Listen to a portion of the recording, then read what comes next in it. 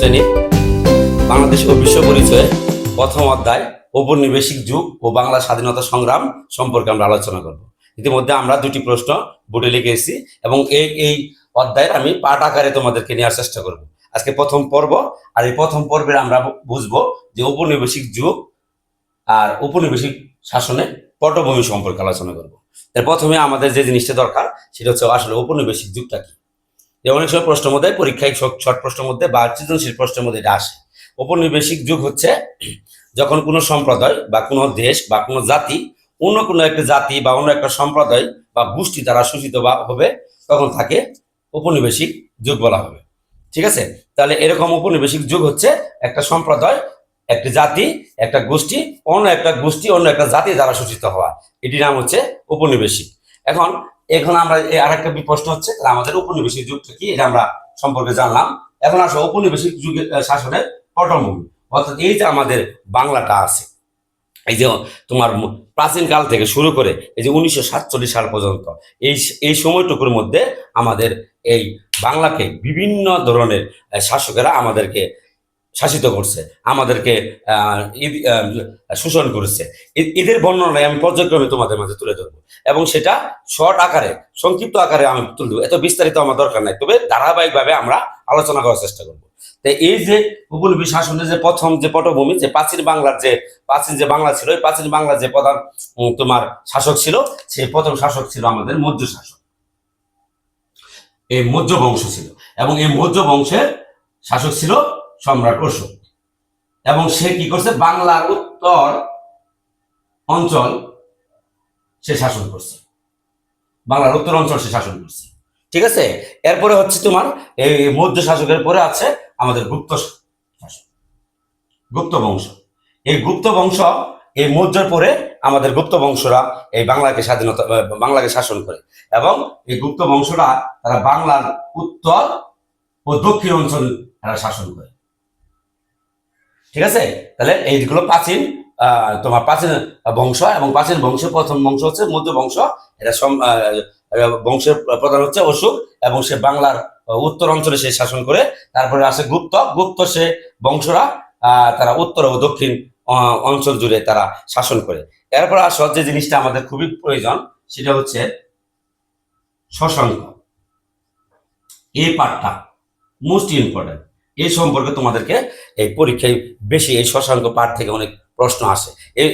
এই শশাঙ্ক সম্পর্কে তোমাদের অনেক জানতে হবে এবং গুরুত্ব আছে, এটা তোমরা বিস্তারিত পড়ে নিবে। তো আমি তোমাদের যে জিনিসটা দিচ্ছি, এই শশাঙ্ক হচ্ছে বাংলার প্রথম শাসক। এই শশাঙ্ক হচ্ছে বাংলার প্রথম বাংলার শাসক ছিল। ঠিক আছে, বাংলার প্রথম শাসক ছিল কে? এই শশাঙ্ক। অন্তত এতটুকুই তোমাকে জানতে হবে যে বাংলার প্রথম বাংলা শাসক ছিল শশাঙ্ক এবং এই শশাঙ্ক সম্পর্কে আরো বিস্তারিত তোমরা জানবে। তার পরবর্তীতে আমাদের জিনিসটা আছে এই যে শশাঙ্ক, এরপরে হচ্ছে আমাদের যে জিনিসটা, তো তারপরে যে বাংলাকে শাসন করে সেটা হচ্ছে এখানে কোনো শাসক ছিল না। এই শশাঙ্ক মৃত্যুর পরে বাংলায় প্রায় 100 বছর, শশাঙ্কের মৃত্যুর প্রায় 100 বছর, শশাঙ্কের মৃত্যু প্রায় কি 100 বছর এই বাংলার কোনো শাসক ছিল না।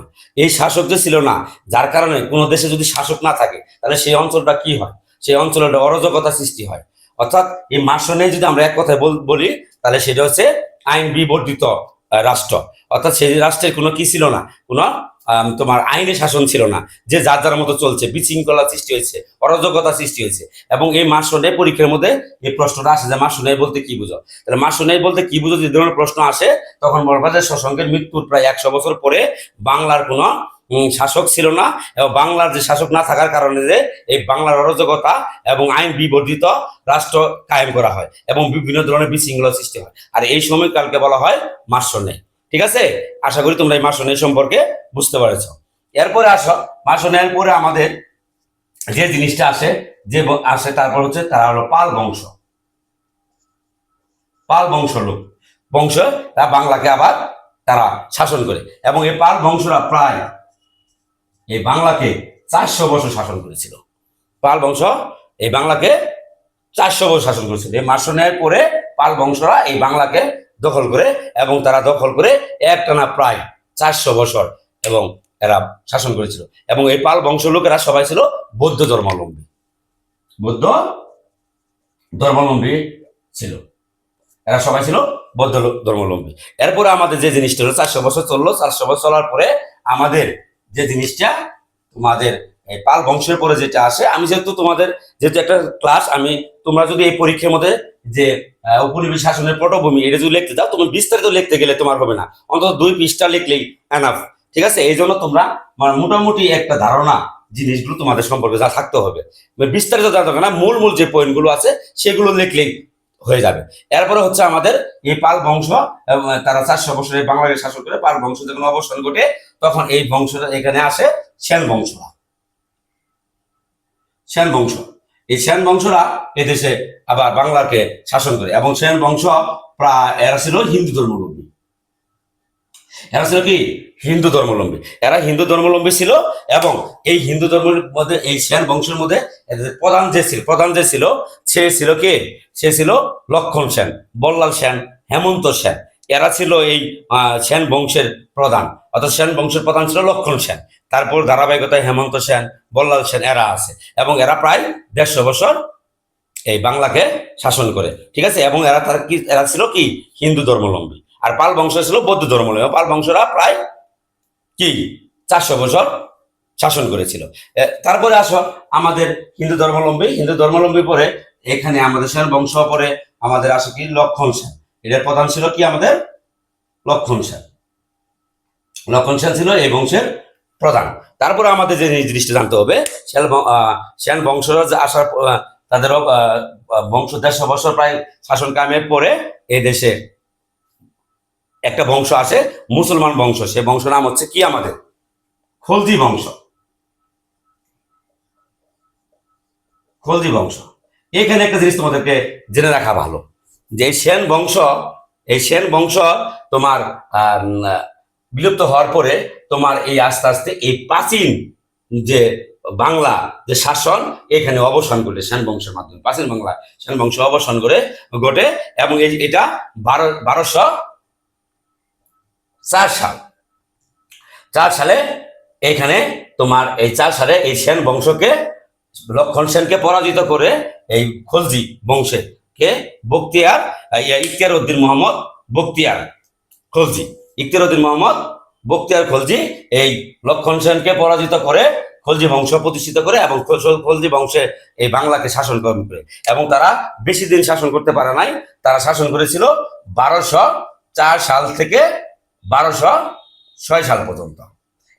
এরা খলজি বংশ আর শাসন করছে, এবং খলজি বংশের প্রধান ছিল ইখতিয়ার উদ্দিন মোহাম্মদ বখতিয়ার খলজি। এবং এই 2 বছর এরা শাসন করে, 2 বছর শাসন করার পরে এইভাবে 2 বছর পরে ইখতিয়ার উদ্দিন বখতিয়ারের মৃত্যুবরণ হয়, মারা যাওয়ার পরে এটা মুসলমানদের আন্ডারে চলতে থাকে প্রায় 1338 বছর, 1338 সাল পর্যন্ত। এই পর্যন্ত এই বংশ মুসলিমরা এই তোমার শাসন কায়েম করে। এবং এই খলজি বংশের মাধ্যমে এই দেশের সুফি সাধক এবং তোমার দরবেশ এরা আস্তে আস্তে কি করে এই বাংলায় ইসলাম ধর্ম প্রতিষ্ঠা করে। এবং এই যে তোমার সেন বংশরা এরা ছিল উচ্চ বর্ণের যে হিন্দুগুলো ছিল, এই উচ্চ বর্ণের হিন্দুরা তাদের নিম্নবর্ণিত হিন্দুদেরকে শোষিত করত, তোমার নির্যাতন করত।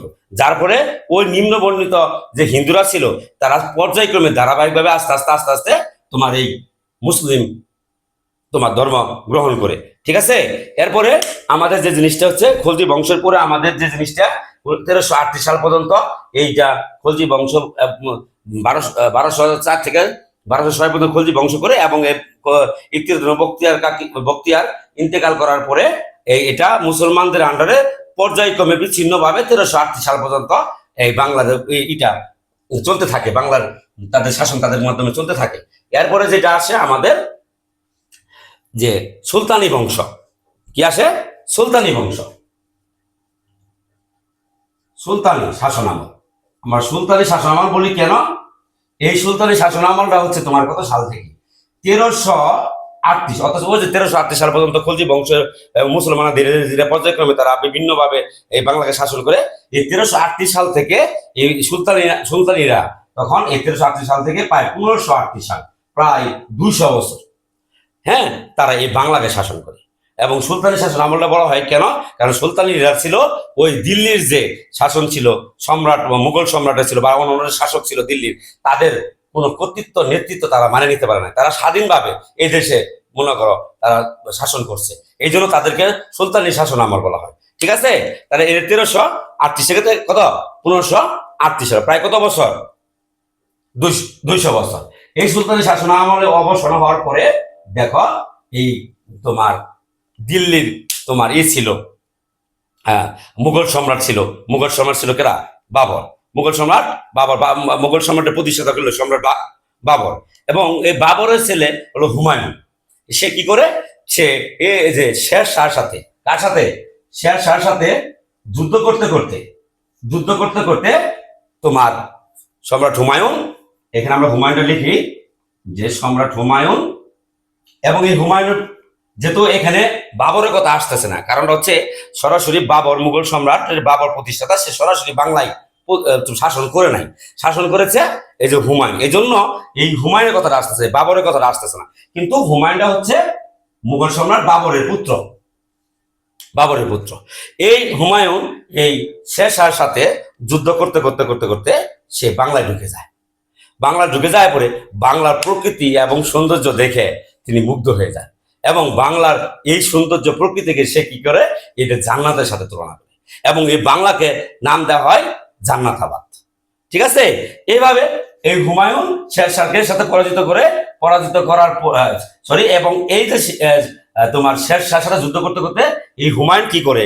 হুমায়ুন তোমার এই 1538 থেকে, এই যে 1538 থেকে, বেশি না, 1538 থেকে আমরা তোমার 1540 সাল পর্যন্ত এর ছিল এই হুমায়ুনের শাসন আমল ছিল।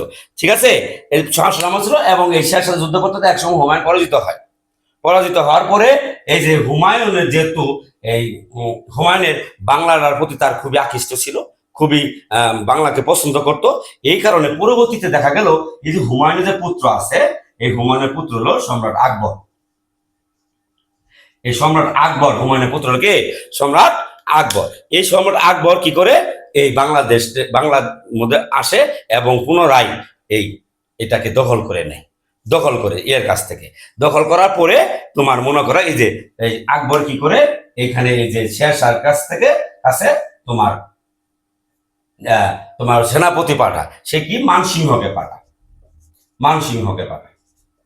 এই তোমার শের শাহকে, এবং শের শাহের সাথে যুদ্ধ করার পরে সেখানে সে পরাজিত হয়। পরে এই সম্রাট আকবর তোমার এই বাংলা শাসন করার পরে এখন দেখো বাংলার মানসিংহ, আমি এই জায়গায় একটু স্কিপ করে ফেলছি।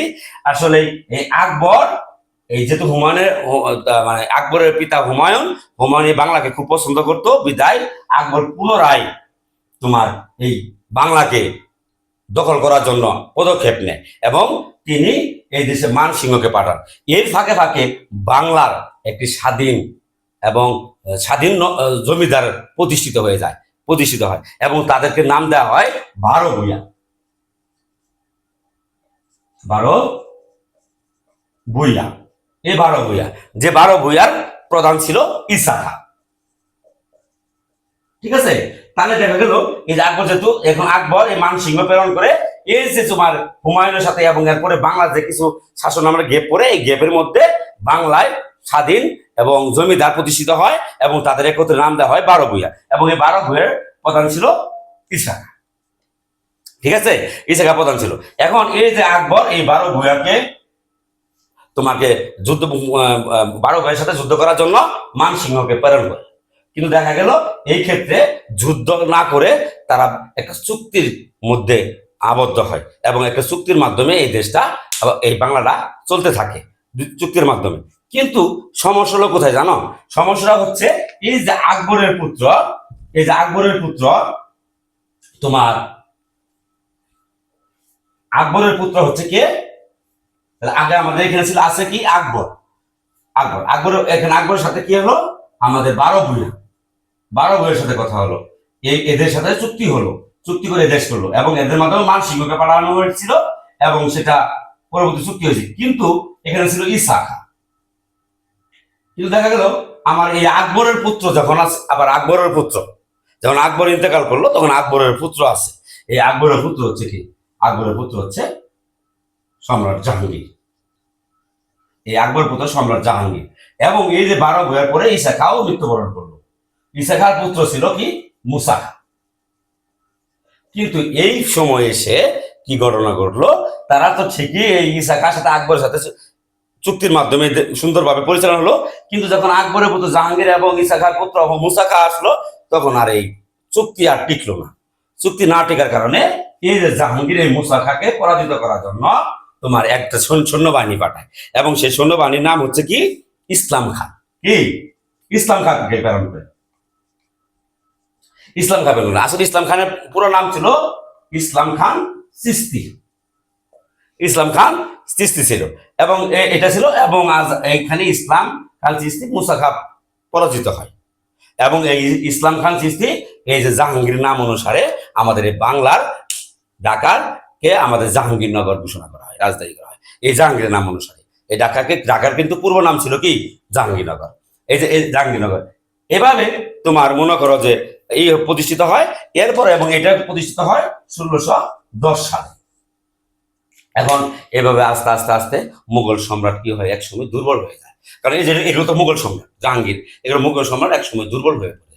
দুর্বল হওয়ার পর এই দেশে তখন তোমার শেষ যে নবাব ছিল, সেই শেষ নবাবকে বলা হয়, সেই শেষ নবাব সিরাজদৌলা, তাই না?